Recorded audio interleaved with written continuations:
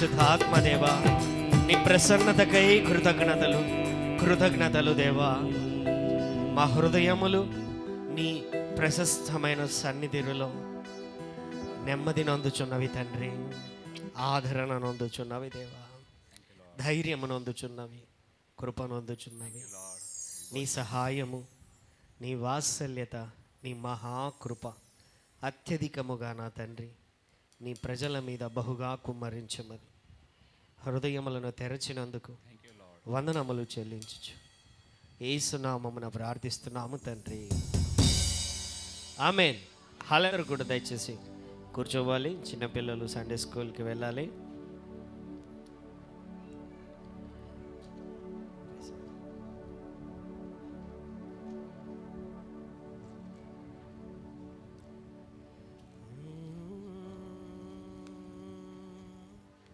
కీర్తనలు 92వ కీర్తన.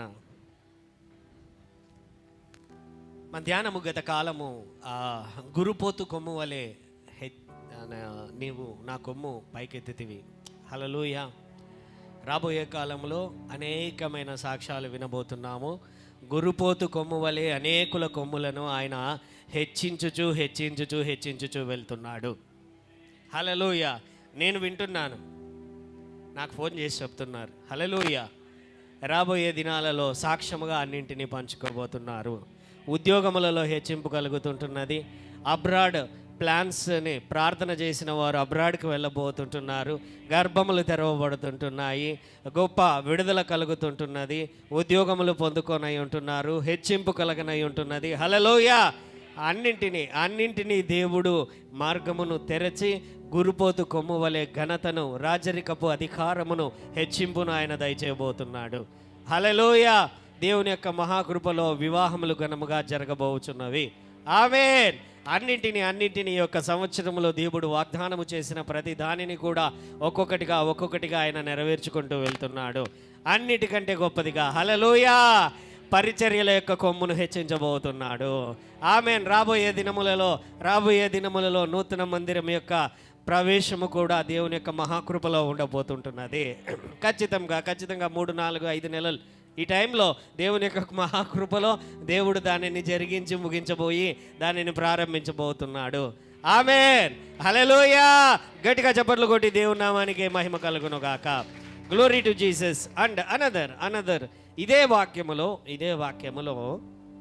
ఇంకొక మాట ఉంటున్నది.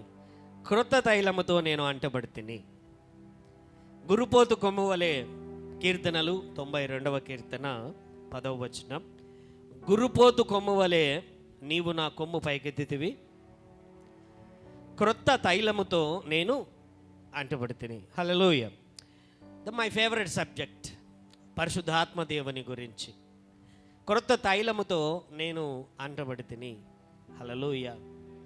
బైబిల్ అంతటిలో కూడా పాత నిబంధనలో ఎక్కువగా చాలా సందర్భాలలో క్రొత్త తైలము, ఆనంద తైలము, లేకపోతే అభిషేక తైలము అనేటువంటి మాట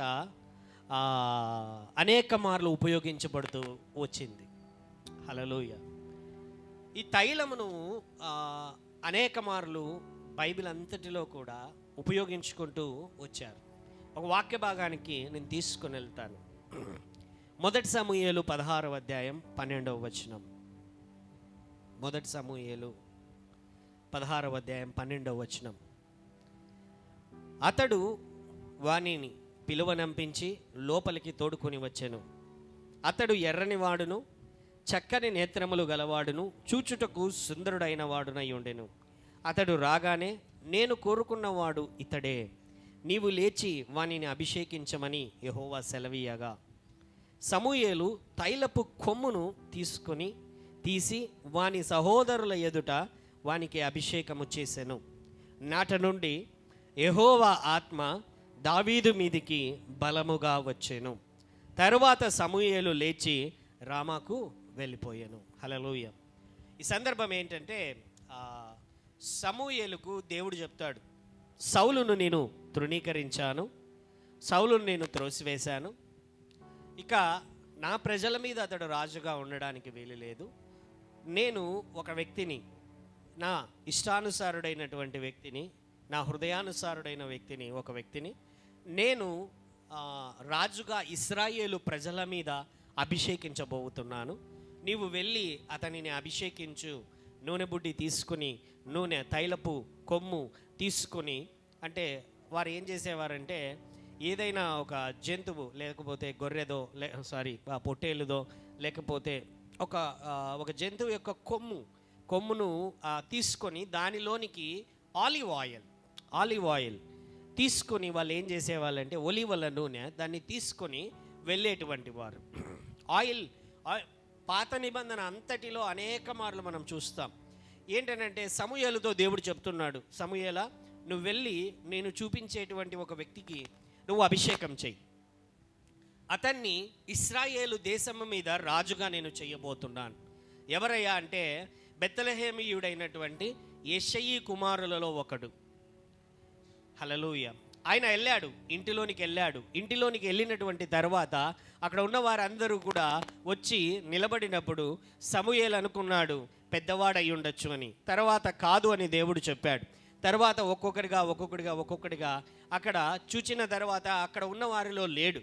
ఎక్కడ ఉన్నాడయ్యా, ఇంకా ఎవరైనా ఉన్నారా యెషయి నీకు కుమారులు అని అంటే సమూయేలు అనేటువంటి దావీదు అనేటువంటి కడపటివాడు ఉన్నాడు. సో అతడు పొలములో మేపుతున్నాడు, గొర్రెలను మేపుతున్నాడు అని అనగానే, సరే వాడిని పిలిపించు అనగానే అతడు రాగానే వెంటనే దేవుడు చెబుతున్నాడు, నేను కోరుకున్నటువంటి వాడితడు. సమూయేలు అతన్ని చూడగానే ఇతడు ఎర్రని వాడును సుందరుడనై ఉంటే బాలుడై ఉన్నాడు. ఇతన్ని నువ్వు రాజుగా కోరుకుంటున్నావా దేవా? తన ప్రజలను ఏ విధంగా నడిపించగలడనేటువంటి ప్రశ్నలు అతనికి ఉన్నప్పటికీ ఏం జరుగుతున్నదంటే దేవుడు అతన్ని ఎన్నుకున్నప్పుడు సమూయేలుతో అంటున్నాడు, పై రూపమును నీవు చూడవద్దు. హల్లెలూయా. పై రూపమును నీవు చూడవద్దు. అయితే నువ్వు ఏం చేయాలంటే నేను చెప్పినటువంటి వాడిని అభిషేకించు అని చెప్పగా అతన్ని సమూయేలు అభిషేకించి, దేవుడు నిన్ను ఇశ్రాయేలు దేశము పైన రాజుగా చేయబోతున్నాడని అభిషేకించి తన సహోదరుల ఎదుట అభిషేకించతడు వెళ్ళిపోతాడు. హల్లెలూయా. రాజరికపు అధికారమునకు గుర్తుగా బైబిల్లో ఈ యొక్క నూనె ఈ తైలము అనేటువంటిది ఉపయోగింపబడింది. హల్లెలూయా. అంత మాత్రమే కాదు, పాత నిబంధన అంతటిలో కూడా వస్తువుల మీద నూనెతో అభిషేకించడం, లేదా ఏదైనా ప్రదేశమును, ఒక ఊరిని, ఒక చోటుని నూనెతో అభిషేకించడం, లేదా వ్యక్తిని నూనెతో అభిషేకించడం అనేటువంటి సంఘటనలు బైబిల్లో మనం చూడగలం. మొదటిసారిగా ఆదికాండం 28వ అధ్యాయం 18వ వచనం. ఆదికాండం 28వ అధ్యాయం 18వ వచనం. ఇస్సాకు కుమారుడైనటువంటి యాకోబు తన అన్నను మోసము చేసి, తన తండ్రిని మోసము చేసి దేవుడి యొక్క ఆశీర్వాదాన్ని దొంగిలించి, అయితే దేవుడు యాకోబుకే ఇవ్వాలనుకున్నాడు. అయితే యాకోబు తొందరపడ్డాడు. హల్లెలూయా. తొందరపడి తన తండ్రి దగ్గరికి తన అన్న రూపంలో మారువేషం వేసుకుని వెళ్ళి అక్కడ తన నాన్న దగ్గర తన అన్నకు రావాల్సినటువంటి ఆశీర్వాదాన్ని తను దొంగిలించి, తర్వాత వాళ్ళ అన్న చంపడానికి ప్రయత్నిస్తుంటున్న సమయంలో తన తండ్రి చనిపోగానే నా తమ్ముని చంపేస్తాననేటువంటి ఆ యొక్క నిర్ణయం తీసుకున్న సమయంలో భయపడి తల్లిదండ్రులు ఇద్దరు కూడా అతన్ని ఏం చేస్తారంటే తన మామ అయిన లాబాను దగ్గరికి పంపించడానికి ప్రయత్నిస్తారు. పంపించే సమయంలో రాత్రిపూట ఏంటి అని అంటే పడుకున్నటువంటి తర్వాత దేవుడు ఒక కలనిస్తాడు. ఆ కలలో ఒక నిచ్చెన, ఆ నిచ్చెనకు పైగా దేవుడు, ఆ నిచ్చెన మీద దేవదూతలు పైకి ఎక్కుతూ దిగుతూ ఉంటున్నటువంటి దర్శనమును చూచి ఆనందముతో, ఆశ్చర్యముతో, లేకపోతే ఒక రకమైనటువంటి పరిస్థితులలో, ఒక స్థితిలో ఆయన ఏం చేస్తాడంటే 28వ అధ్యాయం 18వ వచనంలో, 28వ ఆదికాండం, పరలోకపు గవిని ఇదే అనుకొనెను. తెల్లవారినప్పుడు యాకోబు లేచి తాను తలగడగా చేసుకొనిన రాయి తీసి దానిని స్తంభముగా నిలిపి దాని కొన మీద నూనె పోసెను. మరియు అతడు ఆ స్థలమునకు బేతేలను పేరు పెట్టెను. అయితే మొదట ఆ ఊరి పేరు లూజు. హల్లెలూయా. సో ఏం చేస్తున్నాడంటే బాగా గమనించండి. యాకోబు పైకి లేచి నూనె తీసుకొని ఆ కళాభావమును తెలుసుకొని దేవుడు చెబుతున్నాడు, యాకోబు నిన్ను హెచ్చిస్తాను, విస్తరింపజేస్తాను, వృద్ధినిస్తాను, ఈ ప్రాంతమునంతా నీకు ఇస్తాను అనగా వెంటనే అతడు ఒక నూనె బాటల్ని తీసుకొని ఏం చేస్తున్నాడంటే ఆ స్థలమును అభిషేకిస్తున్నాడు. హల్లెలూయా. స్థలమును నేను కొద్దిసేపు నూనె యొక్క ప్రాముఖ్యత పంచుకుంటానండి, కొద్దిసేపు. హల్లెలూయా. రెండవది ఏంటి అని అంటే మనం ఇంతకుముందే చూసాం, ఒక ప్రదేశాన్ని నూనెతో అభిషేకించారు. అలాగే రెండవదిగా ఏంటి అని అంటే ఒక వ్యక్తిని లేకపోతే వ్యక్తులను మనము బైబిల్లో నూనెతో అభిషేకించడం చూస్తాం. ఏంటనంటే మొదటి సమూయేలు 16వ అధ్యాయంలోనే అదే వచనంలోని 13వ వచనం ఇంతకుముందు చూసుకున్నాం. సమూయేలు తైలపు కొమ్మును తీసి వాని సహోదరుల ఎదుట వానికి అభిషేకము చేసెను. నాట నుండి యెహోవా ఆత్మ దావీదు మీదికి బలముగా వచ్చెను. తర్వాత సమూయేలు లేచి వెళ్ళిపోయాడు. హల్లెలూయా. అంటే వ్యక్తిని, అంత మాత్రమే కాదు, నిర్గమకాండములో కూడా ఏంటి అని అంటే 40వ అధ్యాయం 9వ వచనంలో మరియు నీవు అభిషేక తైలమును తీసుకొని మందిరమునకును దానిలోని సమస్తమునకును అభిషేకము చేసి దానిని దాని ఉపకరణములన్నింటినీ ప్రతిష్ఠింపవలెను, అప్పుడు అది పరిశుద్ధమగును. హల్లెలూయా. మోషేతో చెబుతున్నటువంటి మాటలు ఈ మాటలు. నిర్గమకాండం 40వ అధ్యాయంలో నీవు అభిషేక తైలమును తీసుకుని మందిరమునకును దానిలోని సమస్తమునకును అభిషేకము చేసి దానిని దాని ఉపకరణములన్నింటినీ ప్రతిష్ఠింపవలెను, అప్పుడు అది పరిశుద్ధమగును. హల్లెలూయా. ఏంటి అంటే oil is used for separated for God's things.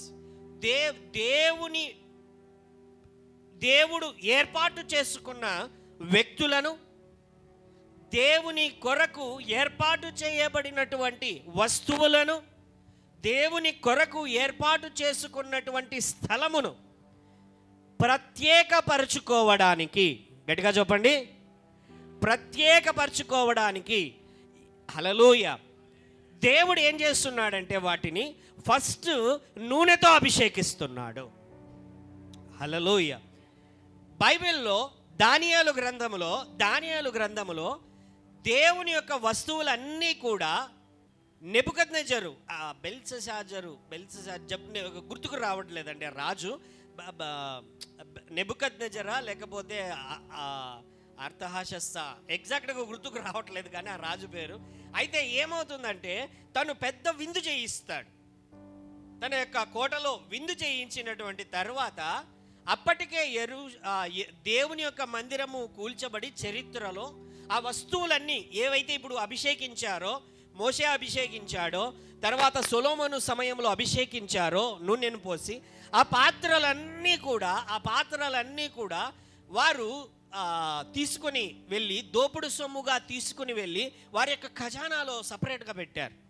అయితే ఒకానొక రోజున అక్కడ పార్టీ జరుగుతూ ఉంటే ఆ పార్టీలో ఆ పాత్రలన్నీ కూడా బంగారు పాత్రలు, వాటిలో పార్టీ చేసుకోవాలి అని చెప్పి వారు ఏం చేశారంటే ఆ పాత్రలన్నింటినీ తీసుకొని వచ్చి వాటిలో ఆల్కహాల్ని పోసి, లేకపోతే వ్యర్థమైనటువంటి జంతువుల యొక్క ఉడికిన లేకపోతే ఆ యొక్క భోజనాన్ని అంతా కూడా, అపవిత్రమైన జంతువుల భోజనాన్ని అంతా కూడా పెట్టి వాళ్ళు తింటూ ఉంటున్నటువంటి సమయంలోనే మనకు అందరికీ బాగా తెలిసినటువంటి మాట, గోడ మీద మెనే టెకెల్ ఉఫార్సిన్ ఏమున్నది?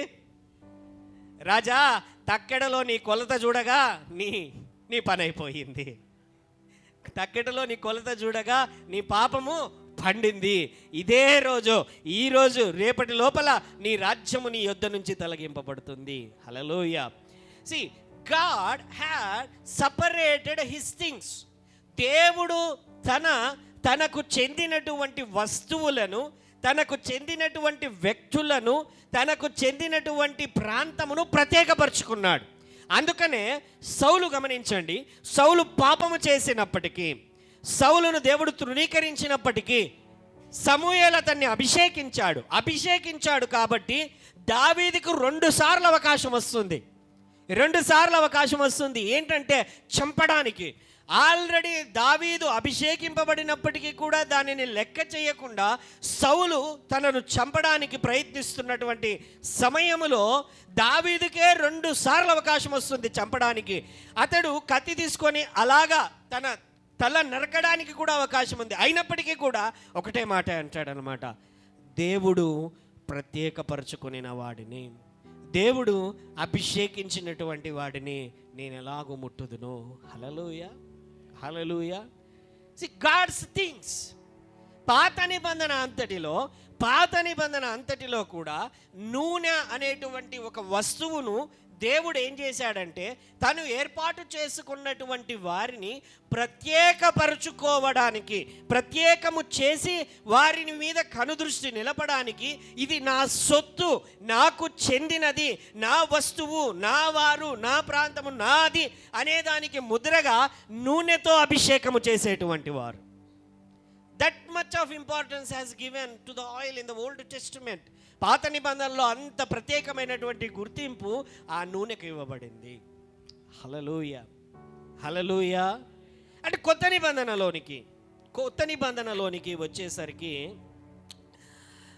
హెబ్రీ 1వ అధ్యాయం 9వ వచనం, అలాగే అపోస్తుల కార్యం 10వ అధ్యాయము 38వ వచనం. హెబ్రీ 1వ అధ్యాయము 9వ వచనం, అపోస్తలుల కార్యం 10వ అధ్యాయం 38వ వచనం. హెబ్రీలో, నీవు నీతిని ప్రేమించితివి, దుర్నీతిని ద్వేషించితివి, అందుచేత దేవుడు నీ తోటివారి కంటే నిన్ను ఎక్కువగా ఆనంద తైలముతో అభిషేకించెను. అలాగే 10వ అధ్యాయం అపోస్తలుల కార్యం 10వ అధ్యాయం 38వ వచనంలో, అదేదనగా దేవుడు నజరేయుడైన యేసును పరిశుద్ధాత్మతోనూ శక్తితోనూ అభిషేకించునన్నదియే. దేవుడు ఆయనకు తోడయుండెను గనక ఆయన మేలు చేయుచు అపవాది చేత పీడింపబడిన వారినందరినీ స్వస్థపరచుచు సంచరించుచుండెను. హల్లెలూయా. క్రొత్త నిబంధనలోనికి వచ్చేసరికి ఏమవుతుందంటే, యోహాను బాప్తిస్మమిచ్చు యోహాను భక్తుడు కానీ, అపోస్తలులు కానీ అనేకమైన సందర్భాలలో యేసును దేవాది దేవుడే అభిషేకించాడు, ఆనంద తైలముతో అభిషేకించాడు, పరిశుద్ధాత్మని యొక్క శక్తి చేత అభిషేకించాడు, పరిశుద్ధాత్మ చేత యేసయ్య అభిషేకించబడ్డాడు.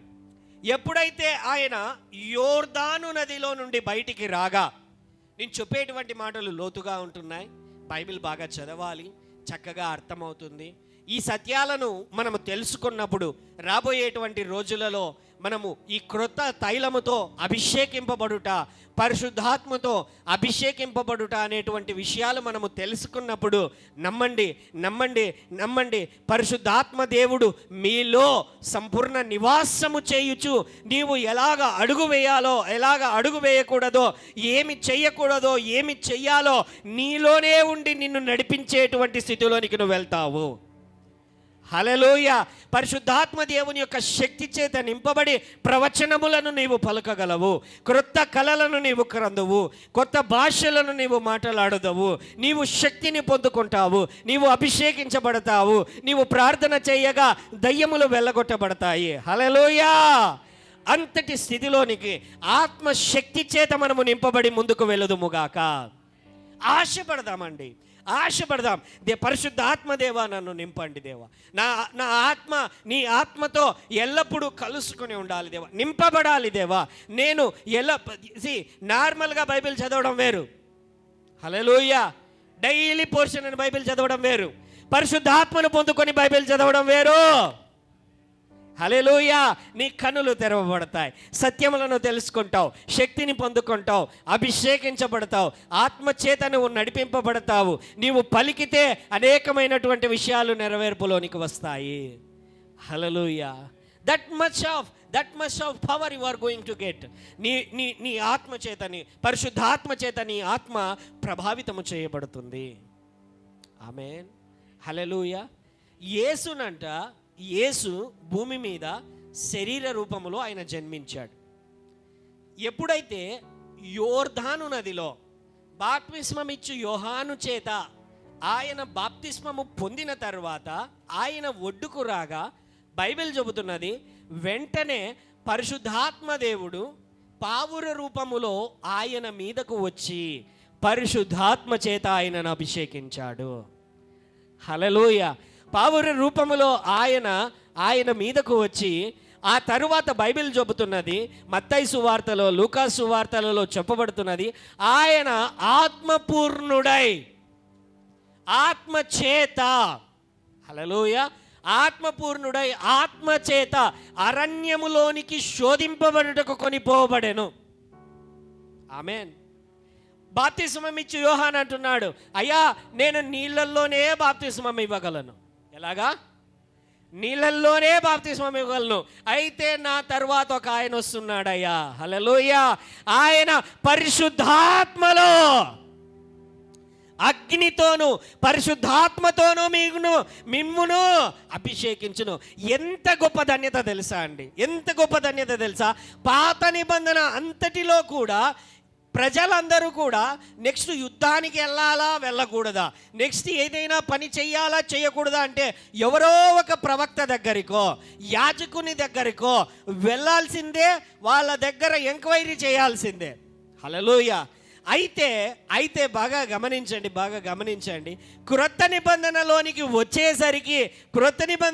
వచ్చేసరికి యేసు పరిశుద్ధాత్మ చేత అభిషేకింపబడుట అనేటువంటి ప్రక్రియ ప్రారంభమయ్యింది.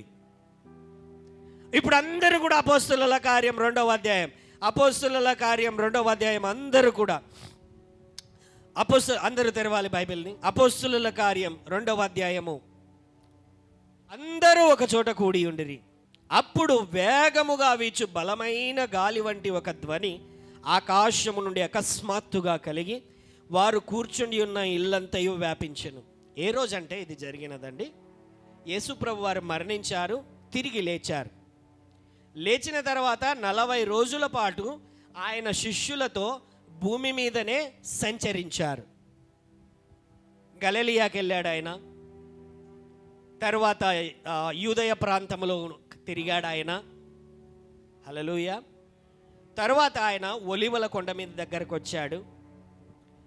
వాళ్ళతో అంటున్నాడు ఏంటంటే, మీరు పరిశుద్ధాత్మను పొందు వరకు యెరూషలేములోనే నిలిచి ఉండుడి అని చెప్పి ఆయన ఒలీవల కొండ మీద నుంచి అవరోహణమయ్యాడు. పరలోకానికి మేఘముల మీద ఆయన కొనిపోబడిన తర్వాత 40 రోజులు అయిపోయింది. తర్వాత ఆయన తీసుకుని పోబడిన తర్వాత ఇంకొక 10 రోజులు ఉంది మధ్యలో. 10 రోజులు. ఈ 10 రోజుల పాటు వీళ్ళు ఏం చేస్తున్నారంటే, యెరూషలేములోనే ఒక మేడ మీద గదిలాగా ఒక చోట అందరూ కూడుకొని 10 రోజుల పాటు ప్రార్థన చేస్తున్నారు. దేవా, నువ్వు పరిశుద్ధాత్మను, వాళ్ళకి ఏంటో సరిగా తెలీదు, ఆ పరిస్థితి ఏంటో తెలీదు, పరిశుద్ధాత్మను పొందుకుంటే ఏమవుతుందో కూడా సరిగా తెలీదు.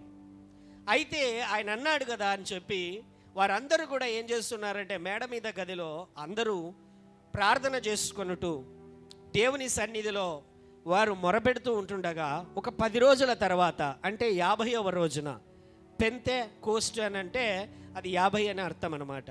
పెంట, హల్లెలూయ. మ్యాథ్స్ వచ్చిన వాళ్ళకు మీకు అర్థమై ఉంటుంది పెంత అనేటువంటి మాట. పెంటె కోస్ట్ అంటారు. సో ఏంటి అని అంటే, ఆ 50వ రోజున పండుగ దినం, అది పెంతెకోస్తు అనేటువంటిది. ఆ రోజున వాళ్ళు ప్రార్థన చేసుకుంటుండగా గమనించండి, అగ్ని వంటి నాలుకల వలె బలమైన గాలి చేత వీచుతూ ఆ 120 మంది ఎవరైతే ఆ మేడ మీద గదిలో ఉంటున్నారో వారందరి మీదికి పరిశుద్ధాత్మ దేవుడు దిగి వచ్చాడు. పరిశుద్ధాత్మ చేత నింపబడ్డారు. హల్లెలూయా. నింపబడినటువంటి తర్వాత వారందరూ ఏంటనంటే భాషలలో మాట్లాడడం ప్రారంభించారు. రకరకాలైనటువంటి భాషలు ఉన్నాయి, అంత లోతుగా నేను వెళ్ళను. కానీ ఇక్కడ మాట్లాడుతున్న భాష ఏంటనంటే, అక్కడ పండగ జరుగుతోంది, పెంతెకోస్తు అనేటువంటి పండగ జరుగుతూ ఉంటే భూమి మీద యూదులందరూ చెదిరిపోయినటువంటి వారు చాలా దేశాలకు చెదిరిపోయారు. అక్కడ దాదాపు 10 దేశాల పైన ప్రజలు ఉన్నారు. అంటే 10 భాషలు మాట్లాడే ప్రజలు ఉన్నారు. వారందరూ కూడా అక్కడ ఉంటున్నప్పుడు పెద్ద శబ్దము వినపడింది వారికి. ఏంట్రా ఇంత పెద్ద శబ్దం వినపడింది అని చెప్పి వాళ్ళందరూ కూడా ఆ గది దగ్గరికి వెళ్ళడానికి వెళ్ళారు.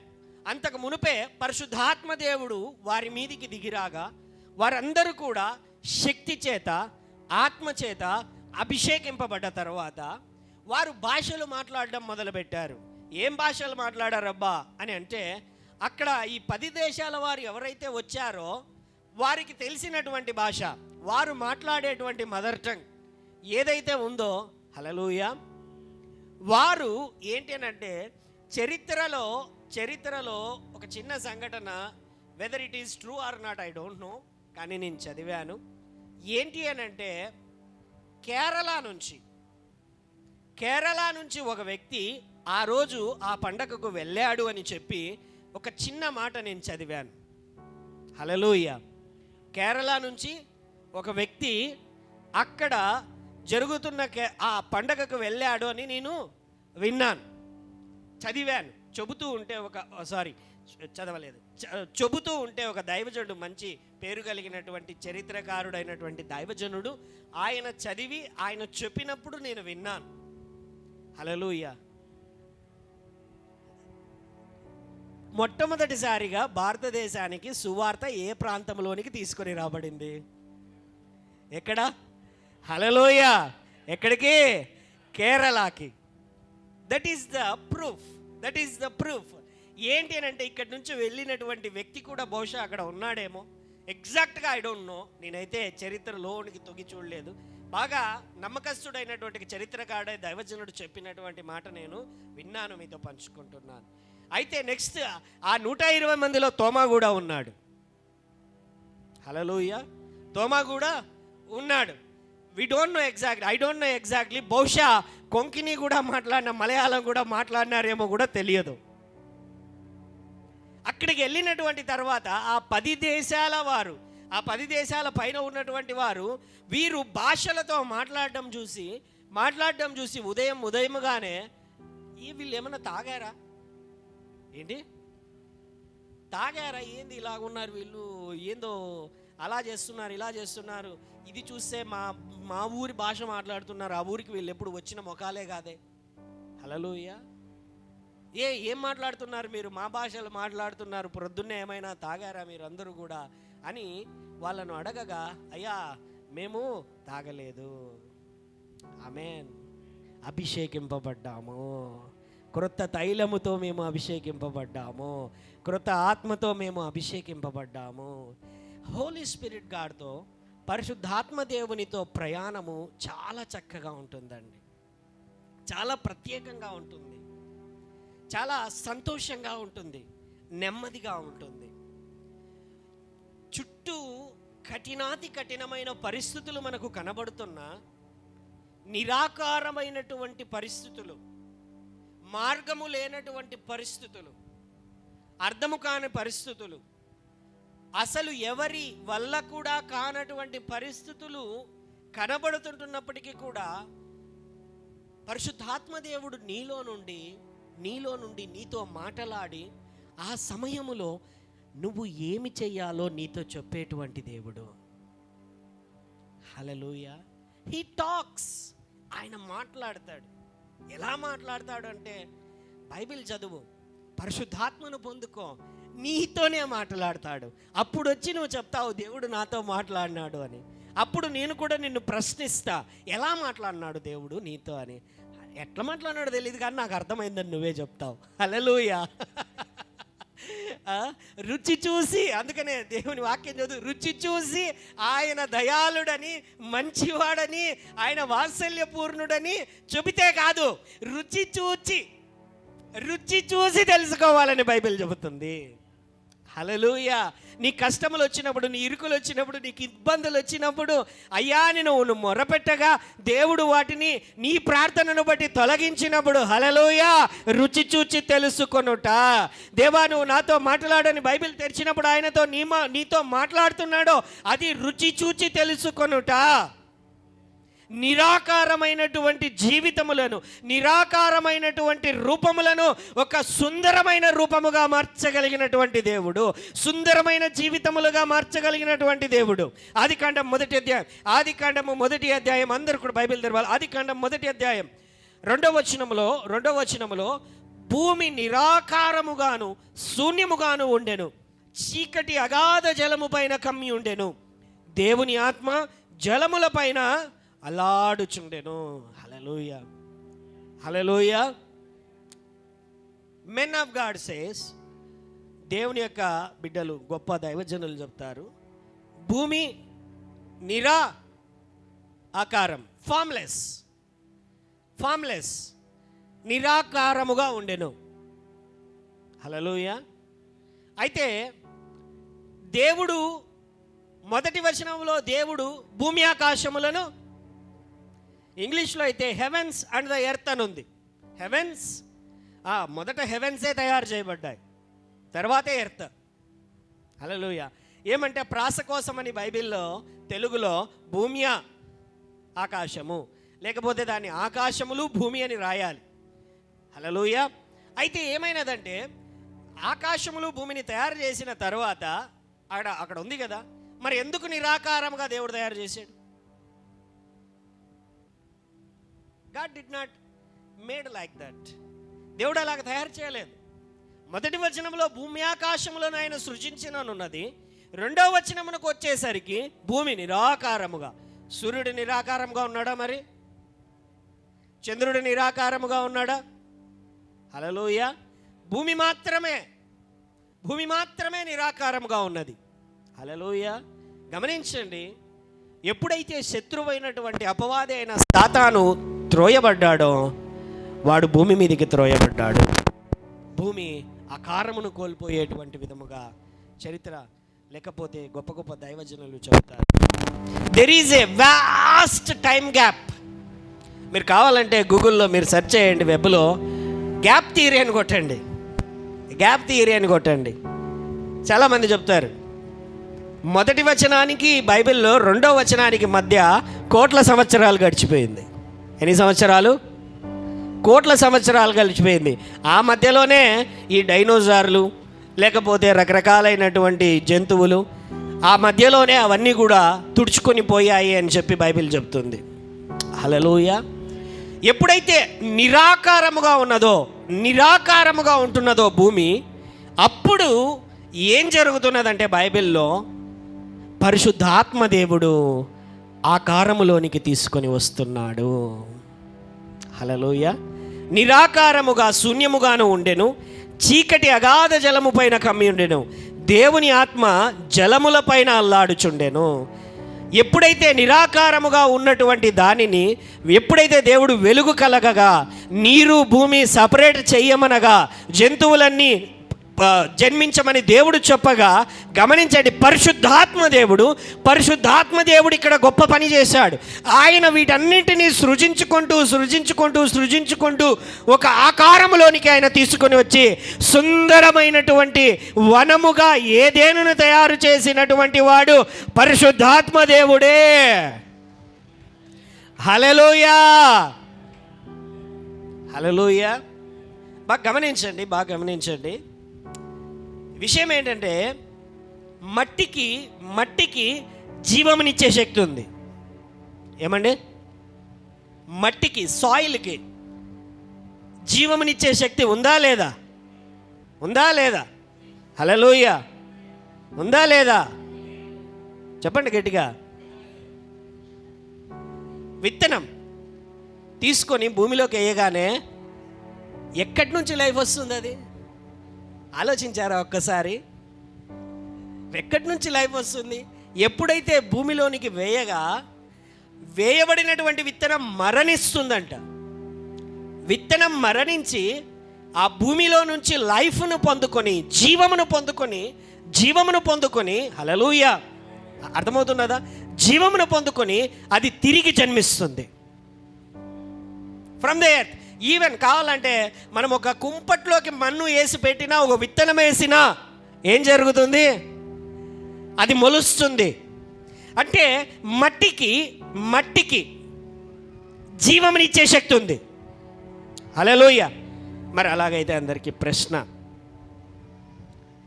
మనం మరణిస్తాం కదండి, మరణిస్తామా లేదా? మనల్ని కూడా పూడ్చిపెడతారు కదా, మరి మనం ఎందుకు లేయడం? మట్టిలో చెప్పు, మనం ఎందుకు పైకి లేయడం లేదు? ఒక విత్తనము,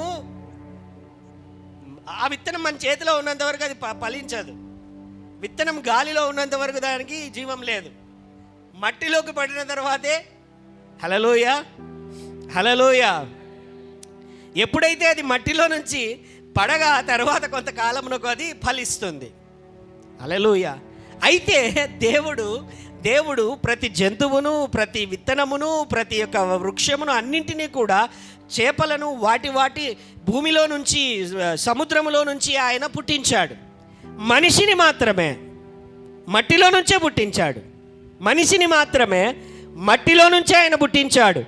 అయితే మనుషుని యొక్క నాసికారంధ్రములలో దేవుని ఆత్మను ఆయన విడుదల చేశాడు, దేవుని ప్రాణమును ఆయన విడుదల చేశాడు.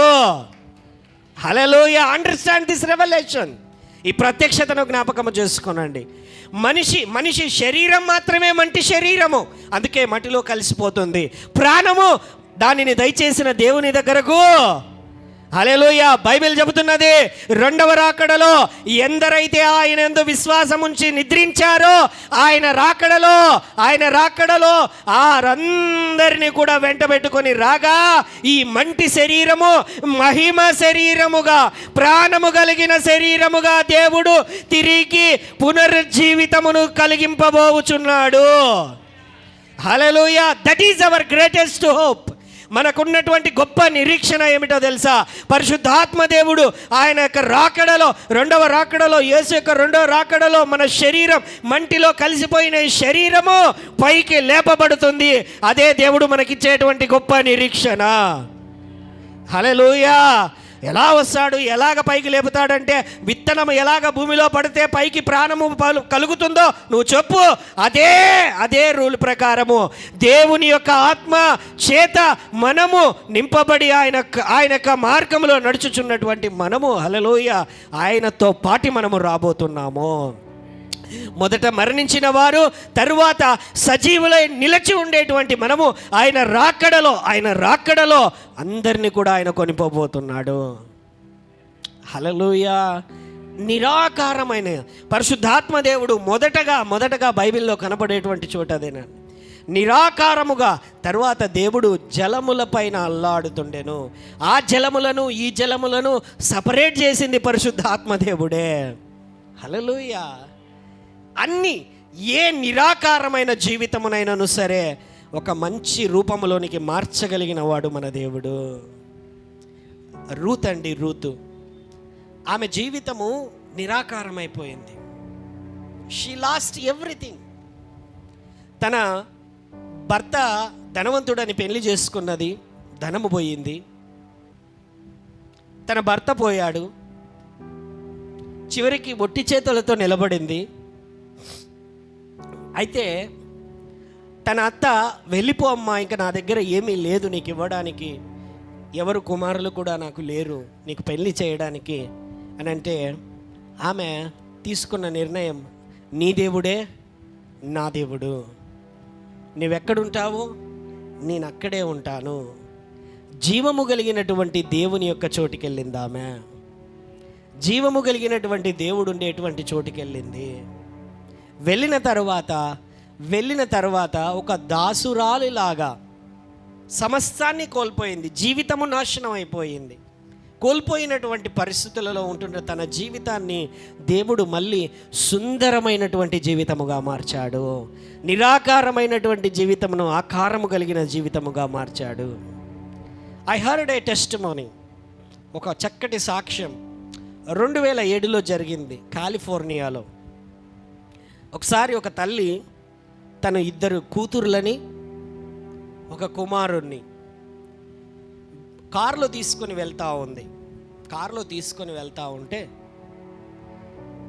ఉన్నట్టుండి ఒక ట్రక్ డ్రైవర్ ఫోన్లో మాట్లాడుకుంటూ వాళ్ళని వెనక నుంచి వచ్చి యాక్సిడెంట్ చేయగా 2 కుమార్తెలు, అబ్బాయికి వచ్చి 7 ఏళ్ళు, పాపకు వచ్చి 4 ఏళ్ళు, ఇంకొక పాపకు వచ్చి 1 సంవత్సరం. 3 పిల్లలు చనిపోయారండి అక్కడ. 3 పిల్లలు యాక్సిడెంట్లో స్పాట్ డెడ్ అక్కడే. ఇంకా హాస్పిటల్కి వెళ్ళి అనుకున్నారు, కానీ ఏమాత్రం కూడా. మీరు కావాలంటే వెబ్లో మీరు సెర్చ్ చేయండి, ఒక మంచి సాక్ష్యం అది. They are Christians.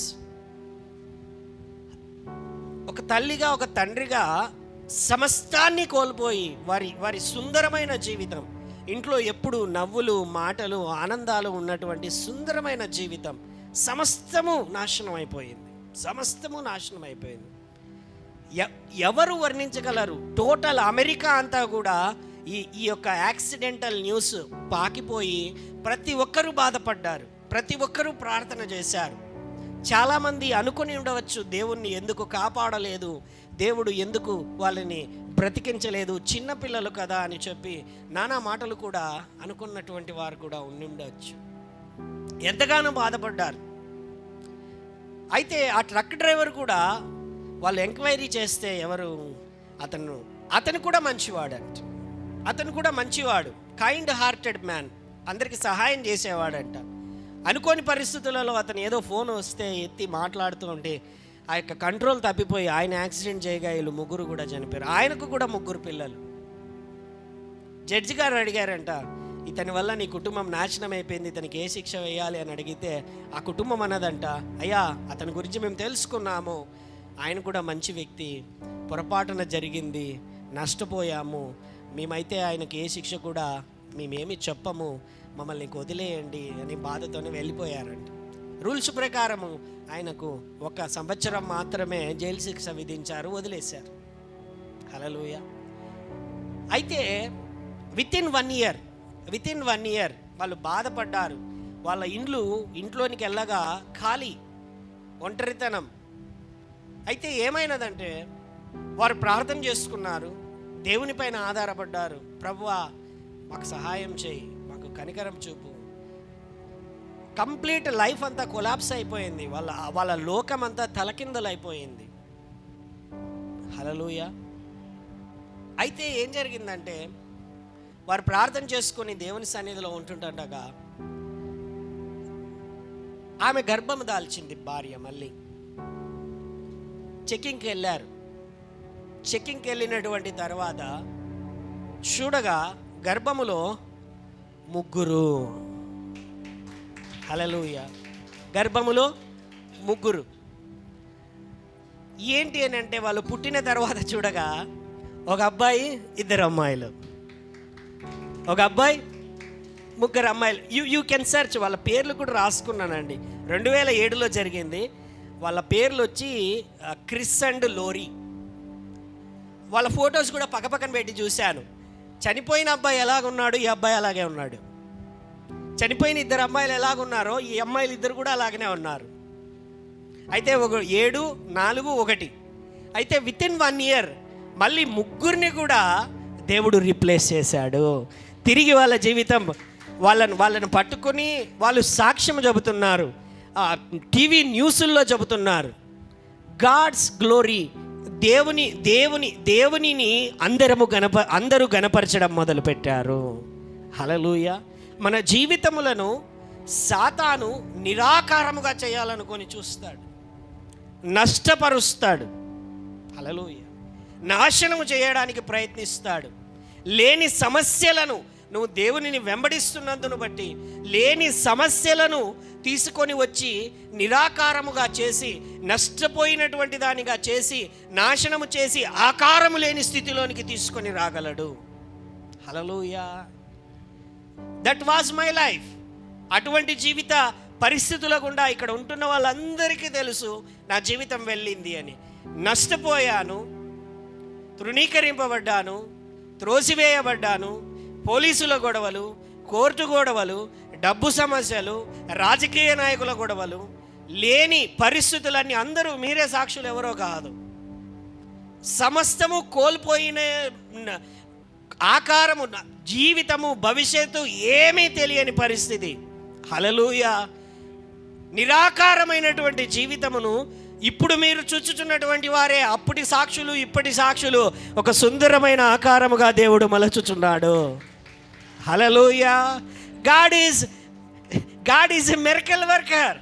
ఆయన అద్భుతములను చేయగలిగిన వాడు, ఆశ్చర్యకార్యములను చేయగలిగినటువంటి వాడు.